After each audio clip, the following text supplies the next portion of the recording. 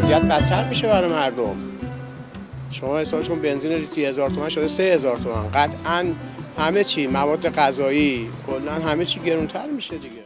در پی افزایش شبانه قیمت بنزین در ایران، مردم در تعدادی از شهرهای جنوبی با حضور در خیابان‌ها دست به اعتراض زدند.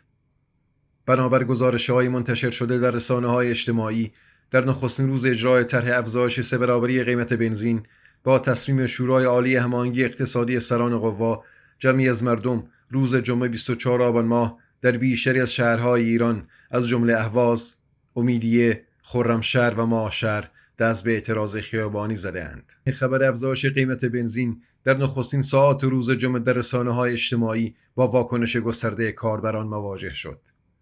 این تصمیم که بیانگر شدت بحران اقتصادی و ورشکستگی رژیم است، به دستور خامنه‌ای و توسط سران سه قوه رژیم اتخاذ گردیده است. افزایش قیمت بنزین باعث افزایش سریالی قیمت تمامی کالاهای اساسی شده و بیش از پیش بر فقر و گرسنگی مردم محروم ایران می‌افزاید. قیمت بنزین قبل از اجرای سهمیه بندی لیتری 1000 تومان بود. به اطلاعیه شرکت ملی پخش فرآورده‌های نفتی ایران نشان می‌دهد قیمت هر لیتر بنزین سهمیه بندی شده 50% افزایش یافته و قیمت بنزین آزاد نیز با 200% به 3000 تومان رسیده است.